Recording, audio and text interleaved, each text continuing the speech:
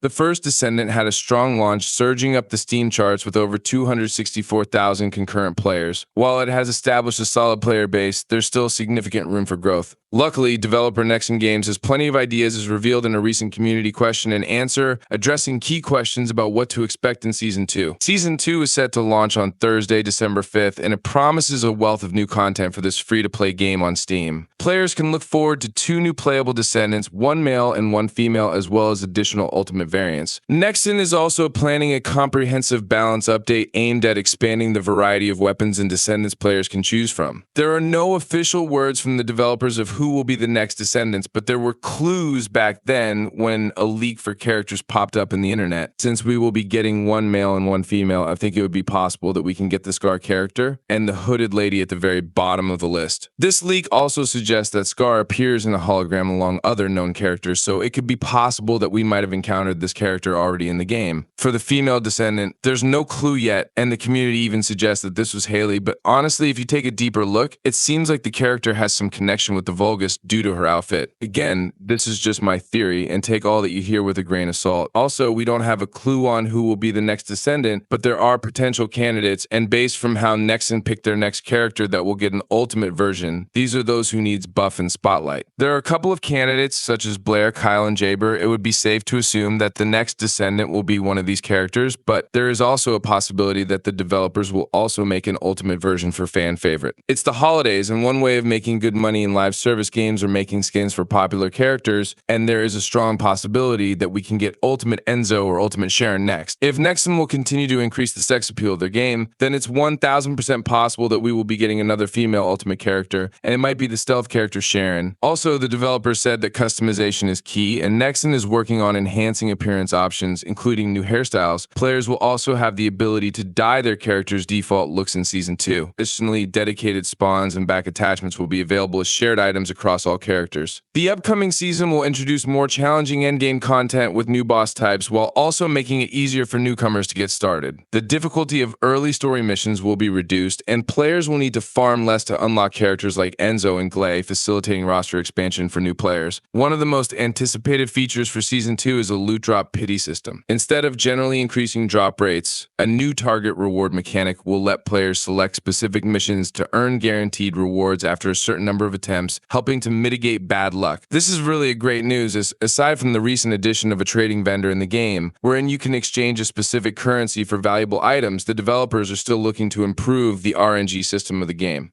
I am certain that Nexon will not copy the same pity system of Warframe, wherein if you are unlucky in a mission to get a particular item, then you can also gain currency, which you can use in a specific vendor so you can purchase the item that you are farming.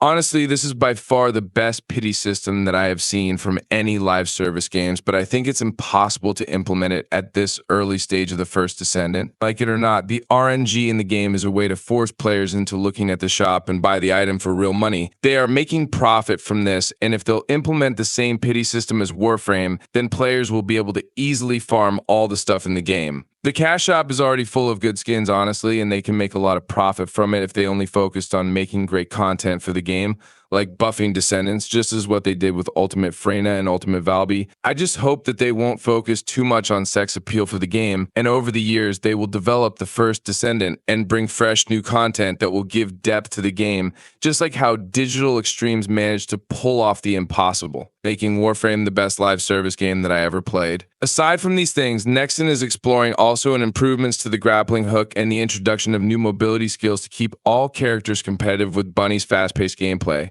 They also plan to increase combat density for more engaging encounters and add variety to boss attack patterns. Not all player requests will be fulfilled, however. Nexon confirmed there are no plans to add invincibility frames to the dodge roll, especially since enemy-guided missiles have been made easier to dodge. The invasion mode will also remain unchanged for now, as Nexon focuses on new content, though they intend to work on underutilized aspects in the future. On the narrative front, Nexon has noticed that many players connect more with the personal stories of the Descendants rather than the overarching plot. As a result, they aim to enhance the main story to better reflect the characters' narratives, though branching paths or player-driven story changes are not in the plans. Despite many people saying that this game is doomed because its concurrent players dropped from an average of 200,000 to now just hitting 25,000 at max, still, I think this is still a healthy number of players, and don't forget that we are just talking about Steam players here. And we haven't included it our console brothers and sisters. The first Descendant is not dead in my opinion, and if Nexon continue to listen to their community, then this game will have a bright future. I really hope that this game will succeed, as it means that Warframe will have a strong competition in the market. In return,